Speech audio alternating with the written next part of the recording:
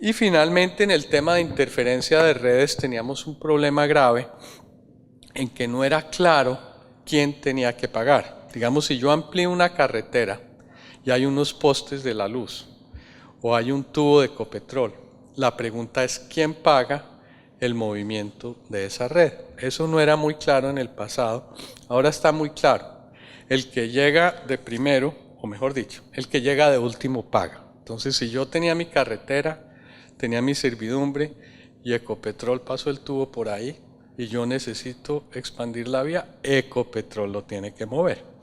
Ahora, si Ecopetrol tiene su tubo y a mí me dio por ir por allá y poner la vía, pues yo pago. Entonces, eso quedó muy claro. Y la ley de infraestructura nos ayudó entonces a eliminar muchos de estos cuellos de botella que teníamos de antes.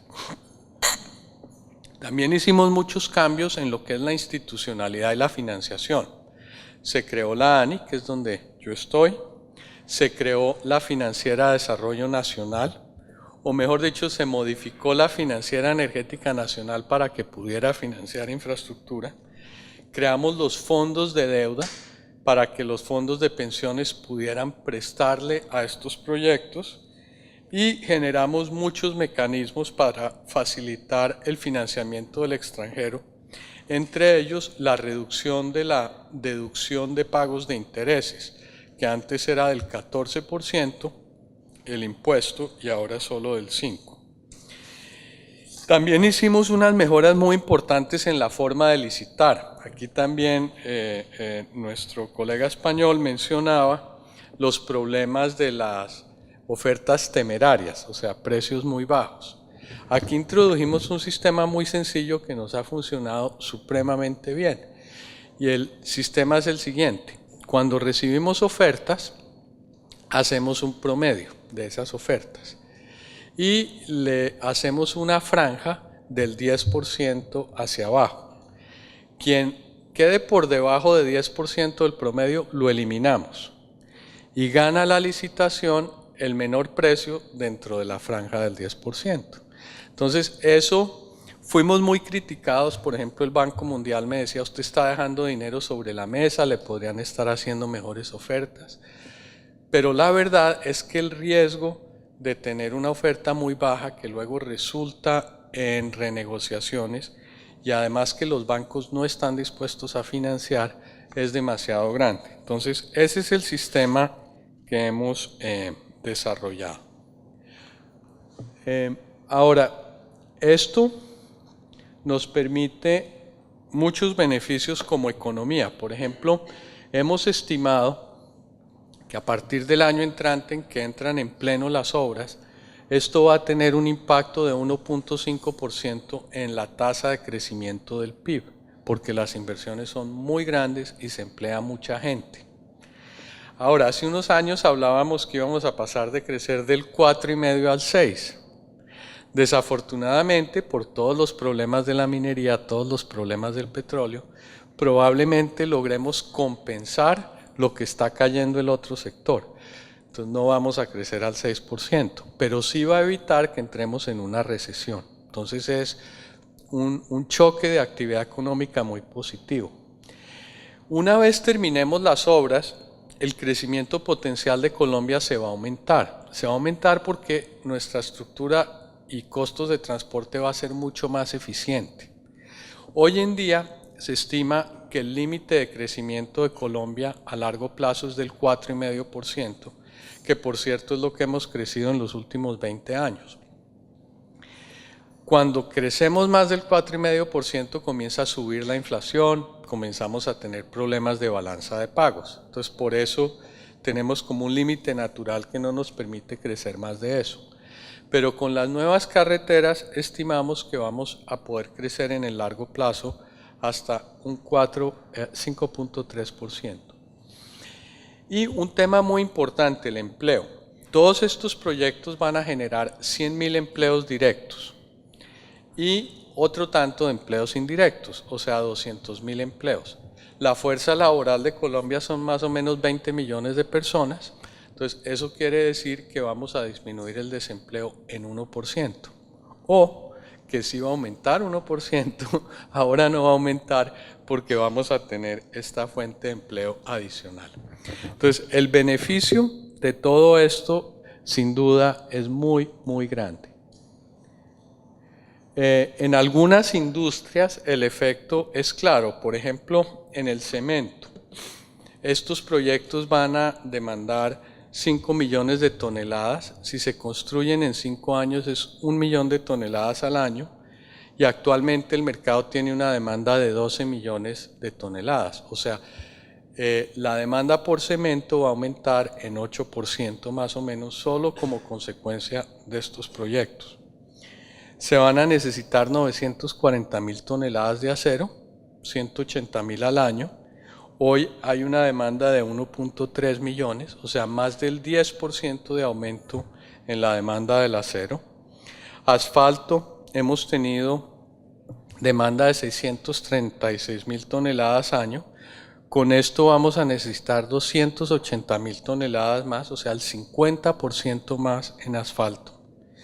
Y vamos a tener una gran demanda por explosivos y otros materiales. Todo esto debe jalonar la economía de una forma muy, muy importante. Y el ejemplo de Cartagena es bien interesante. Esta es la ruta que tenemos hoy en día de Bogotá a Cartagena. Este es el camino óptimo.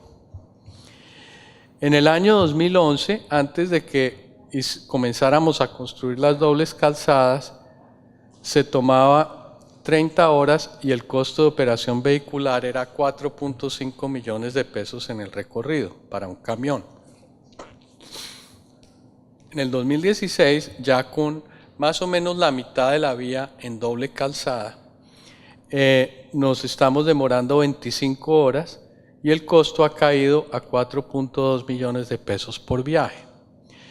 Pero lo más importante es que en 5 años va a demorar 15 horas, la mitad de lo que demoraba en el año 2011. Y la ruta óptima va a cambiar. Hoy la ruta óptima es ir hasta Bosconia, volver a Plato y a Carmen de Bolívar. Nosotros hemos venido construyendo esta vía entre el Burro, Monpós, La Gloria, Plato, y aquí falta un pedacito a Carreto, que nos va a permitir reducir muchos kilómetros, porque en vez de ir hasta allá y volver, vamos a ir recto hasta Carreto. Y por eso se va a poder hacer el viaje en 15 horas y el costo de operación vehicular cae a 3.7 millones de pesos el camión. Y aquí vemos pues un poco cómo era la ruta antes, cómo está la ruta hoy, cómo sería la ruta en el futuro, y vemos pues la reducción en kilómetros. 2011 eran 1.055 kilómetros, vamos a reducirla a 1.018 kilómetros y 666 de ellos van a estar en doble calzada. Entonces ir de Cartagena a Bogotá en camión va a ser mucho más fácil, y un camión típico, eso no está ahí en las cuentas, entonces va a poder hacer el doble de viajes, ¿no? Porque si yo en vez de demorarme 30 horas me demoro 15, me voy a volver mucho, mucho más productivo y eso le va a ayudar muchísimo a la economía nacional. Ahora, ante todas estas cosas buenas, ¿no? Les mencionaban todos los logros que tuvimos en la legislación, en la estructuración de proyectos, en las licitaciones. Hemos logrado atraer las mejores firmas nacionales y extranjeras a ser los desarrolladores de los proyectos. Hemos logrado que los mejores bancos de Colombia y los mejores bancos del mundo en financiación de infraestructura estén financiando los proyectos y vamos por muy buen camino. Pero tenemos riesgos, que eso fue lo que vino a decirles aquí el vicepresidente. Tenemos riesgos porque seguimos teniendo inseguridad jurídica. Yo por eso les decía que el vaso estaba lleno 2/3, vamos por buen camino, pero hay 1/3 que está vacío. Y esa inseguridad jurídica, en mi opinión, se deriva fundamentalmente de 2 fuentes. Se deriva de todo el tema de consultas previas, que el vicepresidente les habló con lujo de detalles y se deriva del actuar de las autoridades regionales sobre estos proyectos. Y les voy a dar 4 ejemplos concretos para que visualicen cuál es el problema y ver qué se nos ocurre para resolverlo. Uno lo mencionó el doctor Velilla. Ese es un proyecto muy importante en Antioquia, se llama el Túnel del Toyo. Ese va a ser el mayor túnel en Colombia, más de 9 kilómetros de longitud. Y es producto de más de 5 años de estudios, de trabajos entre el Departamento de Antioquia y el Gobierno Nacional. Y en el 2015 finalmente firmamos un convenio para sacar adelante ese proyecto entre la Gobernación de Antioquia, la Alcaldía de Medellín, el Gobierno Nacional, y se hizo una licitación que permitió adjudicar la construcción del túnel, la interventoría, etc. Pero a comienzos de este año, el nuevo Contralor Departamental dice que este proyecto se debe suspender y que se debe suspender porque el contrato no contaba con licencia ambiental cuando fue licitado y no tenía consultas previas y no contaba con estudios a nivel 3. Ahora, ¿cuál es el problema? Es que la ley no exige eso, ¿no? Si vemos la ley de infraestructura es muy clara, que dice que uno debe licitar con estudios de fase 2 y no necesita tener la licencia ambiental, puede hacerlo con el diagnóstico ambiental de alternativas, siempre y cuando en el contrato de construcción tenga una etapa preconstructiva en que se terminan los diseños y se hacen los licenciamientos ambientales. Ahora, ¿qué ocurrió en la práctica? Cuando este Contralor Departamental sale con estas afirmaciones y le exige al gobernador que suspenda el contrato, el gobernador pues obviamente no se puede atrever a ir en contra del Contralor, porque ahí acaba en grandes problemas. Ahí en ese caso tuvimos un gran apoyo de la Procuraduría que ayudó a resolver estos problemas jurídicos y a raíz de eso se generó una mesa de acompañamiento con unas conclusiones que le dio la seguridad al gobernador de reiniciar las obras. Sin embargo, el Contralor Departamental demandó la legalidad del contrato. Entonces todavía estamos corriendo el riesgo de que por la demanda de un Contralor Departamental la obra del mayor túnel del país entre en limbo. Ese es un ejemplo, pero les voy a mostrar más, no es el único. No quiere pasar. Puerto de Aguadulce. Este es otro ejemplo de ese tipo de conflictos de interpretaciones. En el año 2007, o sea, hace 10 años, este proyecto fue adjudicado con todos los requisitos de ley y en esos momentos obtuvo su licencia ambiental y se consultaron a todas las autoridades.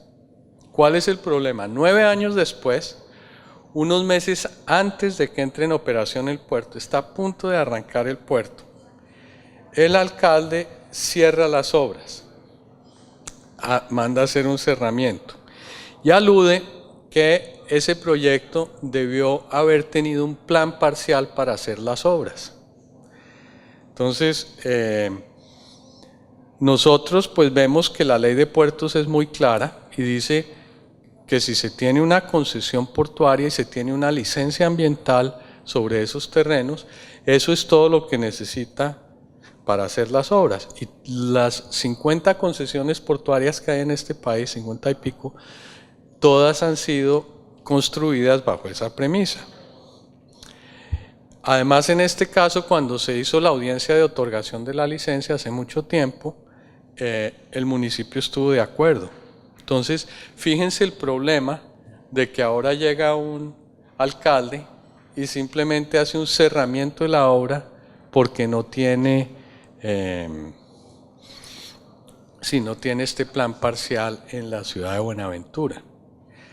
Aquí de nuevo tuvimos apoyo de la Procuraduría. trabajamos con el alcalde, ya quitó la orden de cerramiento, entonces está construyendo de nuevo, pero no ha revocado sus actos. Entonces en cualquier momento vuelve y cierra. Y este es un proyecto pues gigantesco de máxima importancia para el país. Entonces fíjense, a pesar de todos los avances que hemos tenido, el tipo de inseguridades jurídicas que se están presentando. Y necesitamos resolverlas para llegar al vaso vacío, para poderle dar al país estas obras. Porque esto causa mucha inseguridad en los inversionistas y en los bancos. Y si continúa pasando, nos van a cortar el chorro, van a dejar de invertir, van a dejar de presentar ofertas y los bancos van a dejar de financiar los proyectos. Otro ejemplo, este acaba de pasar, Graneles del Golfo, algo parecido. En el año 2010, también hace mucho tiempo, el INCO le fijó las condiciones a un puerto en San Antero que cumplía todos los requerimientos de ley y le dice que tiene que traer una licencia ambiental. En el 2014, después de muchos ires y venires, la Corporación del Valle del Sinú le da la licencia ambiental a este puerto. Y por lo tanto nosotros, como ya cumplió las condiciones, entonces sacamos la resolución de otorgamiento del puerto. Sorpresa, el 30 de junio del 2016, la CBS saca una revocatoria directa de su propia licencia ambiental, estando la licencia ambiental en firme. Y el argumento es que hay algunas comunidades en esa zona que no fueron consultadas. Ahora, de nuevo, ¿cuál es el problema? Pues uno no puede revocar un derecho de un tercero, que le otorga a un tercero, sin por lo menos tener algún tipo de consulta y aceptación del tercero. Y segundo, quien hace la certificación de las comunidades no es la CBS, no es la Corporación del Sinú, es el Ministerio del Interior. Y ahí estamos, este no lo hemos resuelto porque acaba de ocurrir, pero fíjense la locura. El vicepresidente también hizo alusión a este tema.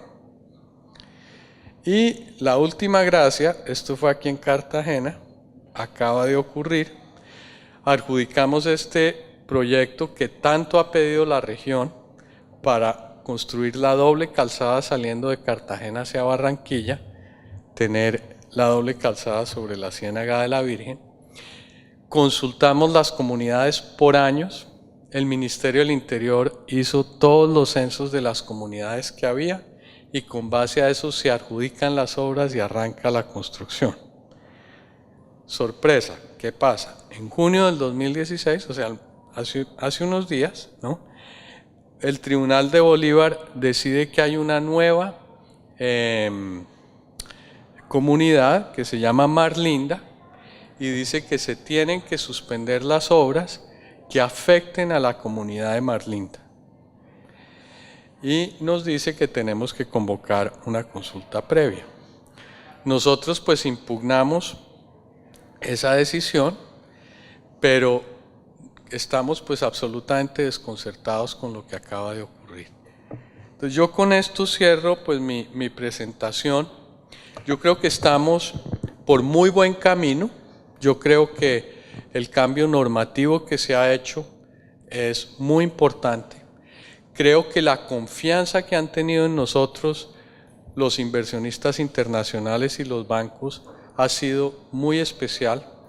Nunca habíamos tenido tantas obras en el país y el reflejo de eso se ve aquí en Bolívar y en Cartagena.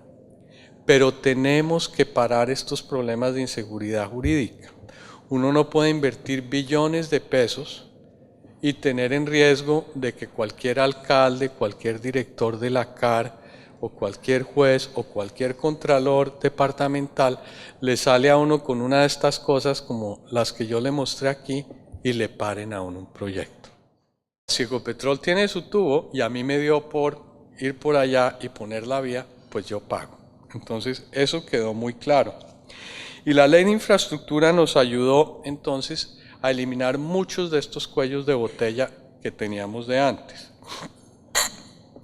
También hicimos muchos cambios en lo que es la institucionalidad y la financiación. Se creó la ANI, que es donde yo estoy, se creó la Financiera de Desarrollo Nacional, o mejor dicho, se modificó la Financiera Energética Nacional para que pudiera financiar infraestructura.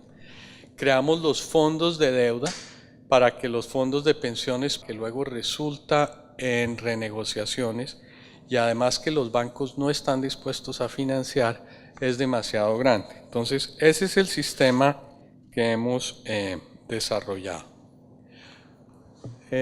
Ahora, esto nos permite muchos beneficios como economía. Por ejemplo, hemos estimado que a partir del año entrante en que entran en pleno las obras, esto va a tener un impacto de 1.5% en la tasa de crecimiento del PIB, porque las inversiones son muy grandes y se emplea mucha gente. Ahora, si pudieran prestarle a estos proyectos y generamos muchos mecanismos para facilitar el financiamiento del extranjero, entre ellos la reducción de la deducción de pagos de intereses, que antes era del 14% el impuesto y ahora solo del 5%. También hicimos unas mejoras muy importantes en la forma de licitar. Aquí también nuestro colega español mencionaba los problemas de las ofertas temerarias, o sea, precios muy bajos. Aquí introdujimos un sistema muy sencillo que nos ha funcionado supremamente bien. Y el sistema es el siguiente: cuando recibimos ofertas, hacemos un promedio de esas ofertas y le hacemos una franja del 10% hacia abajo. Quien quede por debajo de 10% del promedio lo eliminamos y gana la licitación el menor precio dentro de la franja del 10%. Entonces, eso fuimos muy criticados. Por ejemplo, el Banco Mundial me decía: usted está dejando dinero sobre la mesa, le podrían estar haciendo mejores ofertas. Pero la verdad es que el riesgo de tener una oferta muy baja. Y finalmente, en el tema de interferencia de redes teníamos un problema grave en que no era claro quién tenía que pagar. Digamos, si yo amplío una carretera y hay unos postes de la luz o hay un tubo de Ecopetrol, la pregunta es quién paga el movimiento de esa red. Eso no era muy claro en el pasado, ahora está muy claro. El que llega de primero, o mejor dicho, el que llega de último paga. Entonces, si yo tenía mi carretera, tenía mi servidumbre y Ecopetrol pasó el tubo por ahí y yo necesito expandir la vía, Ecopetrol lo tiene que mover. Ahora,